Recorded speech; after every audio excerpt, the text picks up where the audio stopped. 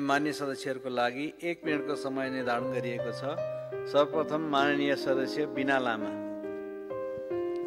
सम्माननीय सभामुख महोदय, बालबालिका राष्ट्रका मेरुदण्ड हुन्, तर विडम्बना नेपालमा अझै पनि 5 वर्ष मुनिका झण्डै 35-36% बालबालिका कुपोषणको शिकारमा छन्। सरकारले केही प्रयास गरिएको भए तापनि प्रभावकारी कार्यान्वयन अझै चुनौतीपूर्ण देखिएको छ। यस सन्दर्भमा म केही सुझावहरू दिन चाहन्छु। 1. बाल पोषण कार्यक्रमलाई स्थानीय तहसम्म पहुँच हुने गरी बजेट तथा स्रोत सुनिश्चित गरियोस्। दोस्रो, जोखिममा परेका बालबालिकालाई लक्षित गरी सामाजिक सुरक्षा भत्ता अन्तर्गत बाल पोषण भत्ताको छुट्टै कोटा बनाइयोस्। तेस्रो, सरकारले 25 जिल्लामा दिँदै आएको बाल पोषण भत्तालाई 77 वटै जिल्लामा कायम गरेर 532लाई 1000 रुपियाँमा पुर्याइयोस्। अन्तमा बालबालिका प्रति गरेको आजको उपेक्षा भोलिको पिँढीको क्षति हुनेछ, यसमा सरकारको ध्यान जाओस्। धन्यवाद। जय राष्ट्रवाद। माननीय सदस्य बिना जयसवाल। सम्माननीय सभामुख महोदय, भारत पाकिस्तान बीच अपरेसन सिन्दुरले सृजना गरेको परिस्थितिप्रति गहिरो चिन्ता व्यक्त गर्न चाहन्छु। कुनै पनि धर्म, वर्ण, सिमानाभन्दा ठुलो विषय मानवता नै हो, तर पहलगाममा भएको धर्म लक्षित आतंककारी रक्तपात यस्तो युद्धको कारण बन्यो जसमा धर्म, राज्य, परिवार र मानवतालाई नै आखिरमा बलि चढ्नु पर्यो र सम्भावित प्रभाव हाम्रो राष्ट्रमा पनि पर्न सक्ने जोखिम प्रशस्त छ। सभामुख महोदय, खुला सिमानामा भएकाले युद्धको चपेटाबाट भाग्ने शरणार्थी, आतंककारी वा विदेशी गुप्तचरहरू समातिएको खबर आएको छ र यसलाई मध्यनजर राख्दै सुरक्षा निकायहरूलाई सशक्त बनाई सुरक्षा चेकपोस्टहरूमा थप निगरानी बढाइयोस्। नेपाल सधैँ शान्ति पक्षमा उभिएको राष्ट्र हो र राष्ट्रिय सुरक्षामा हामी कुनै प्रकारको सम्झौता गर्न सक्ने अवस्थामा छैनौँ। साथै नेपाल परराष्ट्र मन्त्रालयले आतंक विरुद्ध भारतलाई जनाइएको समर्थनको स्वागत गर्दछु र नेपालको भूमि कसैको पनि आक्रमणमा वा प्रभावमा नपरोस् सन्देश अन्तर्राष्ट्रिय समुदायमा पुर्याउन सुनिश्चित गरौँ। धन्यवाद। जय राष्ट्रवाद। माननीय सदस्य शान्ति श्रेष्ठ।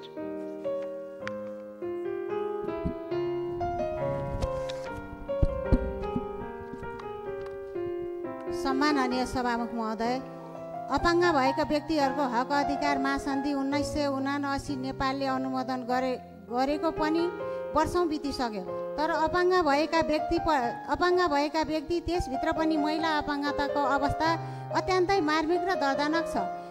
आफ्नो काम आफै गर्न सक्ने हुँदाहुँदै पनि अपाङ्ग मैत्री यातायात भौतिक संरचना नहुँदा घरमै खुम्चिएर बस्नुपर्ने अवस्था छ। सभामुख महोदय, परिवारका सदस्यहरूको अपाङ्गता भएका व्यक्तिप्रति नै नकारात्मक सोच भएको अवस्था छ। अपाङ्गता भएका व्यक्तिहरूसँग सकारात्मक सोच, भावना, क्षमता हुन्छ भन्ने विषयलाई ध्यान दिएर उनीहरूको मानव अधिकारको कार्यान्वयनका लागि आवश्यक बजेटको व्यवस्था गर्न सदनमा अथवा सरकारको ध्यान आकर्षण गर्न चाहन्छु। धन्यवाद। माननीय सदस्य शिव नेपाली। सम्माननीय सभामुख महोदय, समग्र यातायात क्षेत्र र यात्रुहरू त्रसित हुने समय बर्खायामको सुरुवात भइसकेको छ। प्रत्येक वर्ष जस्तै यस वर्ष पनि बाढी, पहिरो र प्राकृतिक विपदको जोखिम बढ्दो अवस्थामा देखिन्छ। जलवायु परिवर्तनका असरहरू स्पष्ट देखिन थालेका छन्। विशेष गरी हाम्रो जस्तो भूपरिवेष्टित राष्ट्रमा विपदका दृश्यहरू हामीले आफ्नै आँखाले देखिरहेका छौँ। नदीको सतहहरू बढ्दो छ, पहाडी क्षेत्रमा पहिरोको सम्भावना तीव्र छ। यस्तो अवस्थामा विपद व्यवस्थापनको अग्रिम तयारीको अवस्था के छ सभामुख महोदय? के गृह मन्त्रालय र सम्बन्धित निकायहरू पर्याप्त तयारी अवस्थामा छन्? म माननीय गृहमन्त्रीज्यूसँग स्पष्ट उत्तरको अपेक्षा राख्दछु।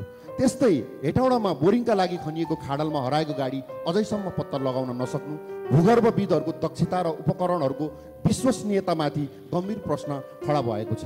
के हामीसँग यस्ता आपतकालीन अवस्थाहरूको सामना गर्न पर्याप्त साधन र स्रोत र विशेषज्ञता नरहेछ भन्ने प्रश्न देखाउँछ सभामुख महोदय। म यस सम्मानित सदन मार्फत सरकार, विशेष गरी गृह मन्त्रालयलाई अनुरोध गर्न चाहन्छु कि यी सबै विषयहरू तत्काल र दीर्घकालीन रणनीति। माननीय सदस्य शिशिर खनाल। सम्माननीय सभामुख महोदय, एक नेपाली नागरिक सहित 26 जनाको ज्यान लिने गरी पहलगाम काश्मीरमा भएको आतंकवादी हमलाप्रति राष्ट्रिय स्वतन्त्र पार्टी कडा निन्दा व्यक्त गर्दछ। आतंकवादले कसैको पनि हित गर्दैन। पहलगाम आक्रमणपछि भारत र पाकिस्तान बीच तनावको स्थिति देखिएको छ। आफ्नो छिमेकी मात्र होइन सार्कको अध्यक्षको नाताले यो क्षेत्रको शान्ति र स्थिरतामा नेपालको स्वाभाविक चासो हुनुपर्दछ। परराष्ट्र मन्त्रालयले ढिलै गरेर भए पनि हिजो साँझ वक्तव्य मार्फत सार्वजनिक गरेको आतंकवादका विरुद्धको अडानको स्वागत गर्दै भारत पाकिस्तान बीच युद्धको स्थिति बन्न गएमा नेपाललाई पर्न सक्ने सुरक्षा, आर्थिक र आपूर्ति श्रृङ्खलाको असरका साथै पश्चिम भारत र पाकिस्तानमा रहेका नेपालीहरूमाथि पर्न सक्ने प्रभावसम्मको आकलन गरी योजना निर्माणको माग गर्दछु। साथै पाकिस्तानमा अध्ययनरत 80 जना विद्यार्थीहरूले उद्धारको अनुरोध गर्नुभएको छ। तुरन्त उद्धार र सुरक्षाको पहल होस्।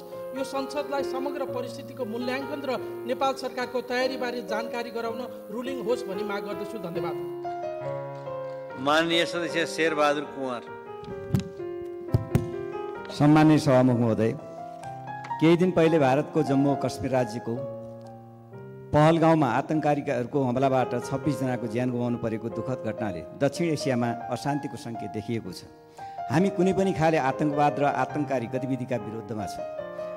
भारत पाकिस्तान द्वन्द्वले आइपर्ने समस्याबाट हामीले सतर्कता अपनाउनै पर्छ। लाखौँ लाख नेपालीहरू भारतको विभिन्न ठाउँहरूमा पेसामा बसिरहनु भएको छ भने हजारौँ विद्यार्थीहरू त्यहाँ अध्ययनरत छन्। उनीहरूको सुरक्षा र सम्भावित घटनाहरूबाट हामीले आयातमा पर्ने असरलाई समयमै ध्यान दिनुपर्छ। धन्यवाद। माननीय सदस्य शोभा ग्यावाली।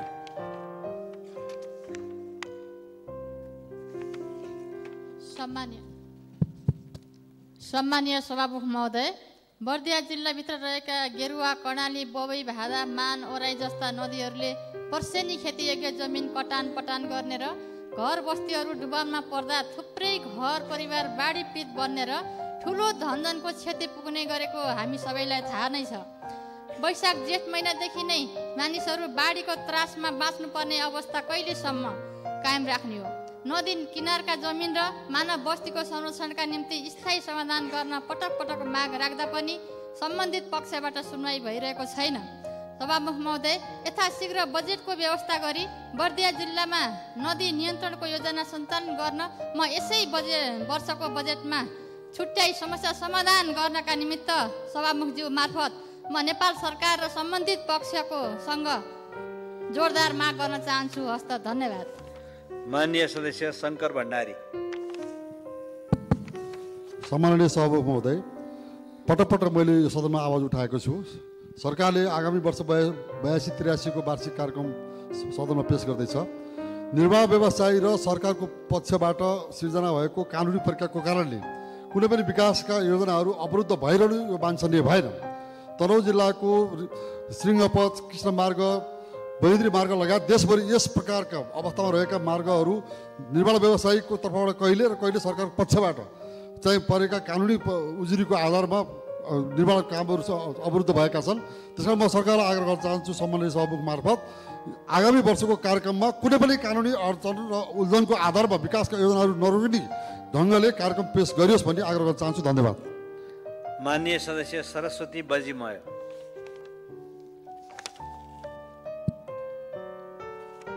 सम्माननीय सभामुख महोदय, हामी युवा पलायन भयो भन्छौँ, तर हामीले युवालाई के सिप दिएका छौँ र के रोजगारी? कृषि प्रधान देश, न त समयमा बिउ पाउँछौँ न मल, न त कृषिको लागि आवश्यक सहयोग। पहाडी र हिमाली भेगमा बाँदर बनेर दुम्सी मृगले भएको खेतीपाती स्वाहा बनाउँछ भने तराईतिर अर्कै दुःख छ। पहाडी इलाकामा पनि 3 बागली लाग्ने धेरै स्थानहरू छ, तर सिँचाइको असुविधा छ। खोटाङ जिल्लामा सिँचाइको लागि धेरै गाह्रो, त्यस्तो स्थानको लागि तर आँखा परेन। हाल सिँचाइ मन्त्री पहाडी क्षेत्रको हुनुभएकोले अवश्य पनि यसपटक त्यस ठाउँ सिंचित हुने नै छ। माना खाएर मुरी उब्जाउने समयमा अवश्य नै बिउ बिजन र मलको समयमा उचित प्रबन्ध गरी कृषकहरूको मूल्याङ्कनको साथै केही हदसम्म युवा पलायन रोक्न सभामुख मार्फत सम्बन्धित निकायको ध्यानाकर्षण गराउँदछु। धन्यवाद। माननीय सदस्य सरस्वती सुब्बा। सम्माननीय सभामुख महोदय, भारत पाकिस्तानको हालको तनावले दक्षिण एसियामा व्यापक असर पारिरहेको छ, जसको प्रभाव नेपालमा पनि तत्काल पर्न सक्छ। सभामुख महोदय, नजिकको छिमेकीको अर्को छिमेकीसँग द्वन्द्व भयो भने हामीले भोग्नुपर्ने सम्भावित चुनौतीहरू भू राजनीतिक दबाव, कूटनीतिक असन्तुलन, खुल्ला सीमा, सुरक्षित सुरक्षा जोखिम, आर्थिक निर्भरता, आपूर्तिमा सङ्कट, हवाई यातायात, पर्यटन र व्यापार। सभामुख महोदय, नेपालले असंयुक्त परराष्ट्र नीतिलाई कायम राख्दै भारत र पाकिस्तान दुवैसँग संवाद र कूटनीतिक सक्रियता बढाउनुपर्छ। खुल्ला सीमाका कारण उत्पन्न हुने सुरक्षा जोखिमलाई कम गर्न नेपालले सीमा सुरक्षा बलको क्षमता वृद्धि गर्नुपर्छ। राष्ट्रिय सुरक्षा नीति अनुसार नेपालले आन्तरिक सुरक्षा, सीमा सुरक्षा, साइबर सुरक्षा, आपतकालीन व्यवस्थामा ध्यान दिन आवश्यक छ। सम्मान्य सभामुख महोदय, नेपालले संवेदनशील अवस्थामा संयन्त्र अपनाउँदै सुरक्षा रणनीतिहरू सुदृढ गर्न आवश्यक छ। यसका लागि सभामुख मार्फत नेपाल सरकारको ध्यानाकर्षण गराउँछु। धन्यवाद। माननीय सदस्य सराज अहमद फारूकी। सम्मान्य सभामुख महोदय, नेपाल सरकार देशका युवाहरूका लागि स्थानीय उत्पादन प्रवर्धनमा एक स्थानीय उत्पादन एक पालिका अभियान सञ्चालन गरी कृषि र घरेलु उद्योगमा आत्मनिर्भर बनाउने पहल गरियोस्। समुदायमा संलग्नता बढाउनका लागि समाजसेवा, स्वयंसेवी अभियान, वातावरण संरक्षण, शिक्षा प्रवर्धन जस्ता महत्त्वपूर्ण कार्यहरूमा सक्रिय सहभागिता गराइयोस्। युवा पुस्तामा विश्वासका लागि भ्रष्टाचार न्यूनीकरण गर्न सरकार पारदर्शिता सुशासनका निम्ति सबै सरकारी खरिद प्रक्रियालाई अनलाइन ट्र्याक गर्न मिल्ने डिजिटल पहुँच विस्तार गरियोस्। देशभित्र युवाहरूलाई कामको अवसर दिने खालको सम्भावनाको खोजी र अरूलाई समेत प्रेरणा दिने उपायहरूको वातावरण बनाइयोस्। धन्यवाद। माननीय सदस्य सरिता भुसाल।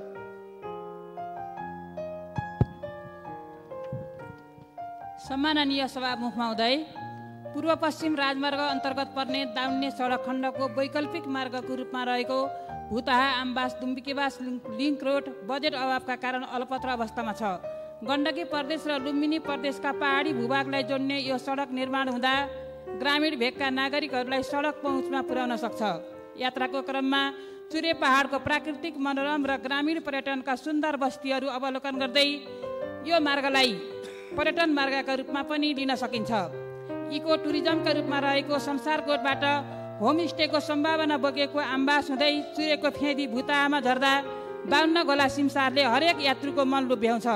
आन्तरिक पर्यटनलाई बढावा दिने र दाउन्ने सडक खण्ड प्रभावित हुँदा वैकल्पिक मार्ग बन्न सक्ने यो सडक निर्माणमा केही बजेट विनियोजन भए पनि निरन्तरता हुन नसक्दा योजना सम्पन्न हुन सकेको छैन। तसर्थ आगामी बजेटमा यो सडकलाई प्राथमिकतामा राखी आवश्यक बजेट विनियोजन गरिदिनु हुन म सभामुख मार्फत सरकारको ध्यान आकर्षण गराउँछु। माननीय सदस्य डाक्टर स्वर्णिम वाग्ले। सम्मान्य सभामुख महोदय, पछिल्लो 18औं सार्क शिखर सम्मेलन यही काठमाडौँमा भएको थियो। 10 वर्ष नागिसक्यो। त्यति बेला छलफल हुँदा कुन थिम राख्ने भन्दा मैले नै प्रस्ताव गर्ने सौभाग्य पाएको थिएँ, stronger integration for greater prosperity. पछि तत्कालीन परराष्ट्र सचिव र तत्कालीन प्रधानमन्त्री सुशील कोइरालाले त्यसलाई अझ सुधार्नुभयो, deeper integration for peace and prosperity. शान्ति र समृद्धिका लागि गहिरो अन्तर सम्बन्धको त्यो दक्षिण एसियाली सपना आज कोमामा छ। अब कोमामै राख्ने हो कि यसलाई मर्न दिने हो कि यसलाई बिउताउने हो, त्यसबारे हामीले निर्क्योल गर्नुपर्नेछ। तनहुमा जन्मनुभएका सरदार यदुनाथ खनालले नेपाल चीन सिमानामा रहेका 18वटा भारतीय सैनिक चेकपोस्टलाई वार्ताबाट नै हटाउन सफल हुनुभएको थियो, भारतसँग सम्बन्ध नबिगारिकन। त्यसका लागि गहिरो अध्ययन, उच्च नैतिकता र फराकिलो अनुभव चाहिने थियो। त्यस्तो अपेक्षा अहिलेको नेतृत्वबाट छैन। एउटा श्वेत पत्र आओस् भन्ने अपेक्षा पनि छैन, माग भने चाहिँ म गर्न चाहन्छु। धन्यवाद। माननीय सदस्य सीता कुमारी राणा। सम्माननीय सभामुख महोदय, हामीले सन् 1990 मै संयुक्त राष्ट्रसङ्घीय बाल अधिकार महासन्धि बिना शर्त अनुमोदन गरेका छौँ। 35 वर्ष भयो हामीले अन्तर्राष्ट्रिय समुदाय सामु प्रतिबद्धता गरेको, तर अझै पनि महासन्धिमा भएका धेरै विषयहरूको कार्यान्वयन यथार्थ अवस्था हामी सबैलाई जगजाय नै छ। तिनै प्रतिबद्धता कार्यान्वयन गर्न हामीले बालमैत्री स्थानीय शासनको अवधारणा कार्यान्वयनमा ल्याएको करिब 13 वर्षको अन्तरालमा हामी छौँ। हालसम्म 26 स्थानीय तह र करिब 100 हाराहारी वडा मात्र बालमैत्री घोषणा हुनु दुर्भाग्यपूर्ण छ। सिङ्गो देशलाई बालमैत्री बनाउन तथा अन्तर्राष्ट्रिय समुदायसँग हामीले गरेको प्रतिबद्धता पुरा गर्न राज्यले बालबालिकामा गरेको लगानी अत्यन्तै न्यून छ। तसर्थ अबको बजेटमा बालबालिका मैत्री बजेट तर्जुमा गरी बालबालिकाहरूमा लगानी गर्न र राष्ट्रमा बाल लगानी दशकको घोषणाको लागि नेपाल सरकार समक्ष जोरदार माग गर्दछु। धन्यवाद। जय नेपाल। माननीय सदस्य सुनिता बराल। सम्माननीय सभामुख महोदय, भू-राजनैतिक परिस्थिति असाध्यै संवेदनशील अवस्थामा पुगिरहेको या भइरहेको अवस्था छ। नेपालमा भएको इन्स्टिट्युट अफ फरेन अफेयर्स जस्ता संस्थाहरू निष्क्रिय प्राय छन्, जसको वेबसाइट पनि खुल्न नसक्ने अवस्थामा छन्।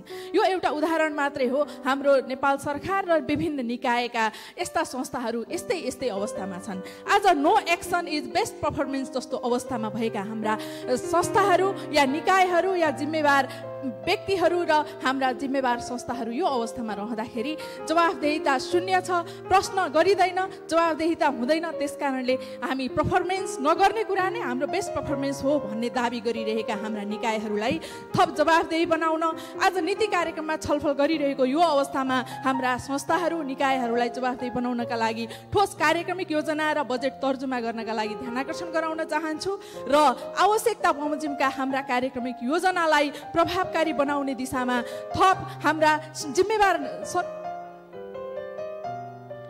माननीय सदस्य सुरेन्द्र राज आचार्य। सम्माननीय सभामुख महोदय, वर्षायाम सुरु हुँदैछ। किसानलाई मल खाद बिउको जोहो गर्न धौधौ छ। गत वर्ष पनि मलको अभावले किसान मर्कामा थिए। कम मात्रामा जाने मलको वितरण प्रणाली नमिल्दा बिचौलियाले कालो बजारी गरी किसानलाई थप पीडाको महसुस भएको थियो। भारत सीमा नजिक रहेका किसानले लुकीछेपी मल नल्याए खेती नै लाग्ने अवस्था छैन। अत सरकारले समयमै मल खाद बिउको उचित प्रबन्ध गर्न माग गर्दछु। साथै वितरण प्रणालीलाई थप व्यवस्थित गरी साना ठुला सबै किसानलाई आवश्यक मलको व्यवस्था मिलाउन सभामुख मार्फत सम्बन्धित निकायको ध्यान आकर्षण गर्दछु। यसै गरी कपिलवस्तु जिल्लाको दक्षिणी भेगमा शुद्ध पिउने पानीको अभाव छ। बनाइएका ओभरहेड ट्याङ्कहरू आवश्यक बजेटको अभावमा सञ्चालनमा नआएको वर्षौँ भइसक्यो। तसर्थ आवश्यकको बजेट व्यवस्था गरी सञ्चालनमा ल्याउन माग गर्दछु। धन्यवाद। माननीय सदस्य सुशीला सिरपाली ठकुरी। सम्मानीय सभामुख महोदय, मैले दोस्रो पटक यो विषय उठाउन लागिरहेको छु। 73 सालमा शिलान्यास गरी निर्माणाधीन भइरहेको अर्घा भगवती विमानस्थल बजेट नभएको कारणले अल्पत्र परेको भन्ने कुरा सत्य होइन। म आफै पर्यटन राज्य मन्त्री हुँदाखेरि 10 करोड बजेट छुट्याइएको थियो, विनियोजन गरिएको थियो। देशभरिका केही योजनाहरूको बारेमा अख्तियारबाट 22 बुँदे निर्देशन गरिसकेपछि त्यसको मारमा अर्घाची एयरपोर्ट पनि परेको छ। अख्तियार र नागरिक उड्डयन प्राधिकरण बीचको बुझाइमा एकरूपता नहुँदा यी र यस्ता योजनाहरू अल्पत्र परेका छन्। म सभामुख महोदय मार्फत मन्त्रालयको गम्भीर रूपमा ध्यान जान हुन पनि अनुरोध गर्दछु र साथै आगामी बजेटमा यी रोकिएका कार्यहरू सञ्चालन गर्न पनि म अनुरोध गर्न चाहन्छु। र रातोपाटी.com जस्तो जिम्मेवार अनलाइन मिडियाले बजेट नभएको कारणले अर्घाची एयरपोर्ट अल्पत्र भनेर लेखिएको समाचारप्रति पनि म खेद प्रकट गर्न चाहन्छु। सत्य त्यस्तो होइन। यस्तो खालको गलत भाष्य निर्माण नगरियोस्। नमस्ते, धन्यवाद, लाल सलाम। माननीय सदस्य सूर्यकुमारी श्रेष्ठ। सम्माननीय सभामुख महोदय, आज म यो गरिमामय सदनमा नेपाल सरकार र वन मन्त्रालयलाई केही सुझाव दिन चाहन्छु। सभामुख महोदय, अधिकांश नेपालीहरूको धर्म संस्कारसँग जोडिएको बहुमूल्य यो रत्न काठ श्रीखण्ड र रक्तचन्दन इन्डियाबाट ल्याई नेपालमा नेपालीहरूले प्रयोग गर्ने गर्दछन्। हाम्रो देशको वनमा यो काठ सुकेर ढलेर गएको छ। सभामुख महोदय, भने यो बहुमूल्य काठ विदेशमा पनि एकदमै महत्त्व र माग समेत भइरहेकोले नेपाल सरकारले यो बहुमूल्य काठ उत्पादनको लागि रुख बुट्टाहरूको नेपालमा व्यावसायिक खेती गरे ने व्यवस्था मिलाए। किसानहरूले यो काठ उत्पादन गरेपछि नेपाल सरकारले किसानसँग एकमुष्ट किनी सरकारले विदेश सप्लाई गरी बेच्ने गर्दा देशको अर्थतन्त्रमा पनि राम्रो सुधार हुने र नेपालका किसानहरूको पनि आर्थिक उन्नति र सुधार हुने भएकोले मैले सभामुख महोदय मार्फत नेपाल सरकार र वन मन्त्रालयलाई ध्यान आकृष्ट गराउन चाहन्छु। धन्यवाद। माननीय सदस्य सूर्यप्रसाद ढकाल। सम्माननीय सभामुख महोदय, 2007 सालदेखि अहिलेसम्म कुनै पनि प्रधानमन्त्रीले 5 वर्षसम्म शासन गर्ने अवस्था बन्न किन सकेन? 15 मिनटको बाटो 1 घन्टा लाग्छ। काठमाडौँ उपत्यकाको जाम कम गर्ने उपाय र विधि के हुन सक्छ? 4000 भन्दा बढी निवेदनहरू सिटिबिटीमा दर्ता भएको 13 वर्षभन्दा बढी भयो। हामीलाई अनुमति दिनुहोस्। हामी कर तिर्छौँ, रोजगारी दिन्छौँ, विद्यार्थी पढाउँछौँ, सरकारले सिफारिस गरेका विद्यार्थीहरूलाई निःशुल्क पढाउँछौँ भन्दा हामी किन अनुमति दिन सक्दैनौँ? सरकारले सञ्चालन गरेका तथा स्वामित्वमा रहेका संस्थानहरू किन नाफामा जाँदैनन्? यो 15 वर्षमा पुँजीगत खर्च 40% भन्दा माथि हुन सकिरहेको छैन। किन र के कारणले हो? सदनमा राजस्व वृद्धि गर्ने सन्दर्भमा किन व्यापक छलफल हुँदैन? यी विषयहरूमा सदनमा गम्भीर छलफल गरी साझा दृष्टिकोण निर्माण गर्न सभामुख समक्ष अनुरोध गर्न चाहन्छु। हस्, धन्यवाद। माननीय सदस्य सूर्यबहादुर थापा छेत्री। सम्माननीय सभामुख महोदय, म आज देशभरिका 608 र प्युठानका 15वटा अल्पत्र पक्की पुलहरूको बारेमा केही तथ्य राख्न चाहन्छु। देशभरि 358 स्थानीय र 250 रणनीतिक पुलहरू सङ्घीय तहबाट निर्माणाधीन छन् र बजेटको सुनिश्चितताको अभावमा सम्पन्न हुन सकेका छैनन्। विगत 2 वर्षमा एउटा पनि नयाँ पुलको निर्माण ठेक्का लागेन। डिपिआर भइसकेका अत्यावश्यक पुलको निर्माण पनि अघि नबढाइनु दुःखद कुरा हो। पहिलो वर्ष 23 अर्ब र चालु वर्ष 16 अर्ब बजेट पुलको निम्ति स्रोत सुनिश्चितता र निर्णय सहमतिको लागि माग भएकोमा माननीय सञ्जय गौतम अनसन बस्नु भएपछि बर्दियाको जब्दीघाट स्थित एकमात्र राजमार्ग पुलको स्रोत सुनिश्चित भए पनि अझै ठेक्का लाग्न सकेको छैन। अझ सुक्खा समयमा मङ्सिर पुसमा सहमति दिएर निर्माण गर्नुपर्नेमा जेठ असारमा सहमति दिँदा निर्माण कार्य अघि बढाउन चाहिँ असम्भव भएको छ।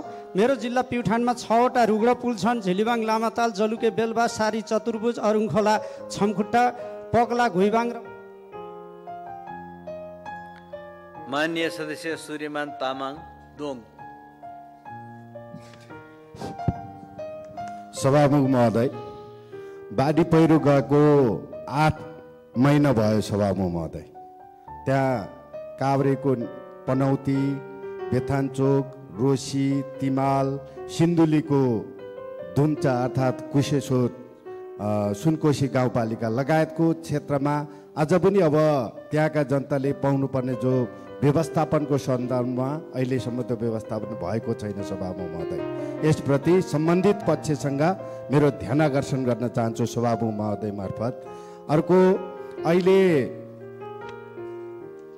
जुन बजेट निर्माण गर्ने चरणमा हामी छलफलमा छौँ सभामुख महोदय, कि बजेट निर्माण गर्ने बजेटको व्यवस्थापन गर्ने बेलामा पहुँच र पावरको आधारमा नभएर आवश्यकताको आधारमा बजेटको विनियोजन होस्, बजेटको व्यवस्थापन होस् भन्ने कुरा सभामुख महोदय मार्फत यहाँ सम्बन्धित पक्षको ध्यान आकर्षण गर्न चाहन्छु। सँगै मेरो निर्वाचन क्षेत्र पनौतीमा खेलकुद रङ्गशाला बनाएको त्यो बजेटको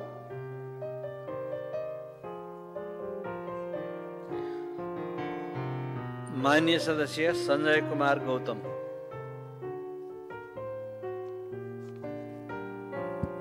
सम्मानीय सभामुख महोदय, बाँके, बर्दिया, कैलाली र कञ्चनपुर यो 4वटा नयाँ मुलुक भएर चिनिन्छ। यो 4वटा जिल्ला कृषिका दृष्टिकोणले एकदमै राम्रो छ सम्मानीय सभामुख महोदय। र 100 किलोमिटरको दूरीमा रानी जमरा, भेरी बबई डाइभर्सन, बबई सिँचाइ आयोजना र रानी जमरा कुलेरिया जस्ता राष्ट्रिय गौरवका सिँचाइ आयोजनाहरू छन्। यो ठाउँमा एग्रिकल्चर पोलिटेक्निक एक अत्यावश्यक छ। मैले बारम्बार सदनमा कुरा उठाएको छु। हामीसँग जग्गा पनि छ, ठाउँ पनि छ र उपलब्धता पनि छ सामान्य सभामुख महोदय। नेपाल सरकारले आगामी बजेटमा यसलाई प्राथमिकता दियोस् र एउटा पोलिटेक्निक, यो एग्रिकल्चर पोलिटेक्निक चाहिँ पश्चिम नेपालको लागि अत्यावश्यक भएको कुरा जानकारी गराउँछु। धन्यवाद। माननीय सदस्य हरि ढकाल। सम्माननीय सभामुख महोदय, महिनौँ दिन बितिसक्दा पनि यो सरकारले गभर्नर नियुक्ति गर्न सकेको छैन। मौद्रिक नीतिको कार्यान्वयन गर्ने निकाय, त्रैमासिक रूपमा मौद्रिक नीतिको समीक्षा गर्ने निकाय, वित्त बजार र मुद्रा बजारलाई नियमन गर्ने सर्वोच्च निकाय, त्यो निकायमाथि राजनीतिक रूपमा भद्दा राजनीतिक लालसा देखाइएको छ। दलीय भागभण्डाको विषय छताछुल्ल बनाइएको छ। वर्तमान अवस्थाको जटिल परिस्थितिको अर्थतन्त्र, त्यो अर्थतन्त्रलाई चलायमान बनाउन पक्कै पनि राष्ट्र ब्याङ्कको नेतृत्वको भूमिका हरेक एक दिन महत्त्व छ। ग्रे लिस्टमा फँसेको देश त्यो ग्रे लिस्टबाट बाहिर निकाल्नलाई पनि राष्ट्र ब्याङ्कको नेतृत्वको एक दिनको भूमिका महत्त्वपूर्ण छ। यस्तो जटिल परिस्थितिमा, यस्तो अवस्थामा पनि दलीय भागभण्डाको विषय बनाएर गभर्नर नियुक्ति भएको छैन। म सम्माननीय सभामुखज्यूले सरकारलाई गभर्नर नियुक्ति तत्काल गर्नको लागि रुलिङ होस् भन्ने चाहन्छु। धन्यवाद। माननीय सदस्य हितराज पाण्डे। सम्मानीय सभामुखज्यू, नेपाल विद्युत प्राधिकरणका निवर्तमान प्रबन्ध निर्देशक र वर्तमान प्रबन्ध निर्देशकले मिडियाहरू मार्फत जानकारी गराउनुभएका विद्युत प्राधिकरणका आम्दानी र खर्चका विवरणले आम जनतामा र सबैमा अन्यल सिर्जना गरेको छ। त्यसैले नेपाल विद्युत प्राधिकरणको समग्र आर्थिक अवस्थाको विवरणबारे यस सदनलाई जानकारी गराउनको लागि सरकारलाई रुलिङ होस् भनी सम्माननीय सभामुखज्यू समक्ष अनुरोध गर्दछु। त्यसरी नै गोर्खा र धादिङ जिल्लाको बिचमा पर्ने भर्खरै सुरु गर्न भनेर लागि राष्ट्रिय गौरवको जलाशययुक्त बुढीगण्डकी जलविद्युत परियोजना यही आर्थिक वर्ष 82-83 देखि निर्माण सुरु गरियोस् भनी सम्माननीय सभामुखज्यू मार्फत सरकारसँग जोरदार माग गर्दछु। धन्यवाद। माननीय सदस्य हेमराज राई।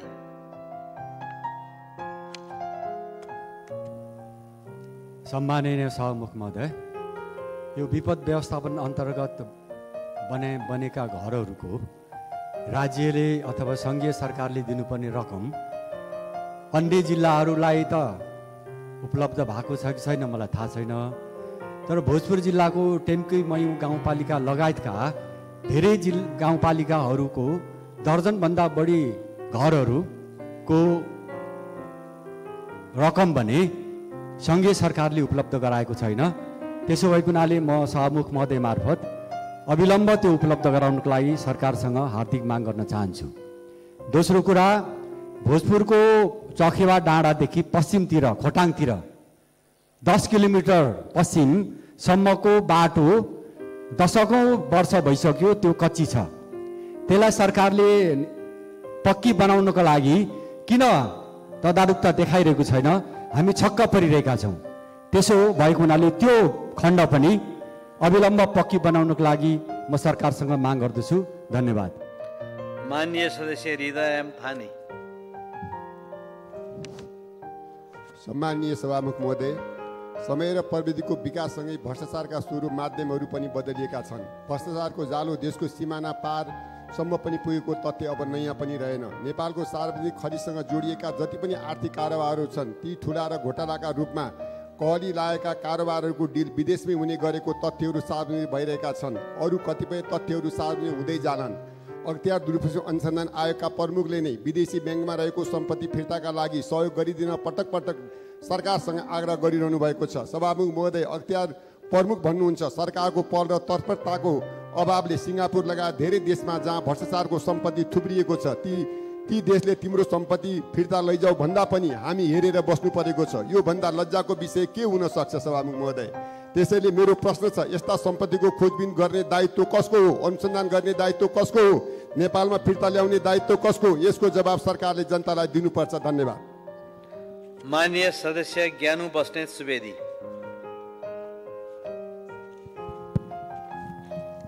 सम्माननीय सभामुख महोदय, रुस युक्रेन र इजरायल हमास बीच केही वर्षदेखि देखिएको अशान्ति अहिले दक्षिण एसियातिर सरेको छ।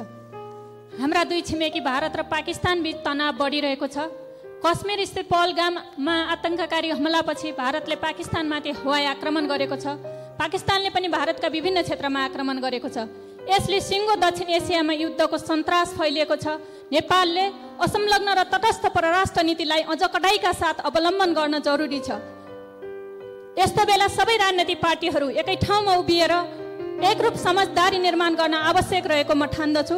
म सम्माननीय सभामुख महोदय मार्फत नेपाल सरकारसँग यस विषयमा आफ्ना धारणा प्रष्ट पार्दै पहल कदमी अगाडि बढाओस् भन्ने माग गर्दछु। धन्यवाद। लाल सलाम। माननीय सदस्यहरू,